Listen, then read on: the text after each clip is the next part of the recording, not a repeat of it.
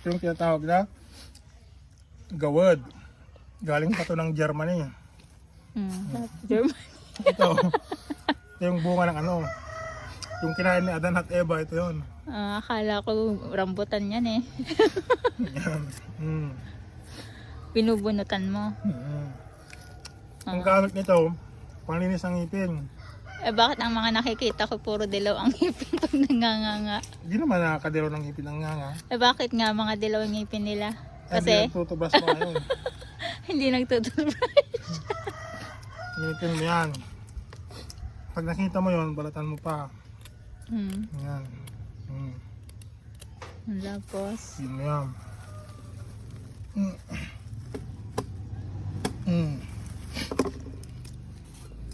Ito yung kukunin mo.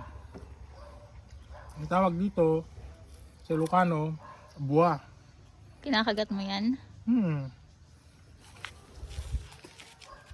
Ito yung kinain ni Adan at Eva kaya nagkasala sila.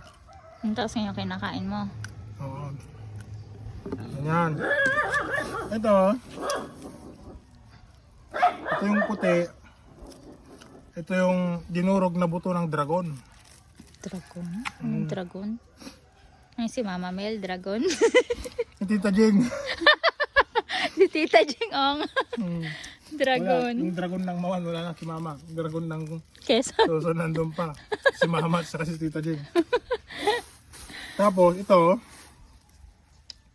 yung dahon ng ito yung ano pinulit sa pakpak ng dragon ito eh. Dragon ka dyan. Balutin mo ngayon. Patikman mo si Tito John yan. Masarap. Anong lasa? Masarap. Nakakaano. Nakabagtit. Pag bagong ano ka, may hilo ka. Pag di mo na kayanan, mababaliw ka. Pero ito, hindi mo na kailangan kaya baliw ka na. Bye! Bye.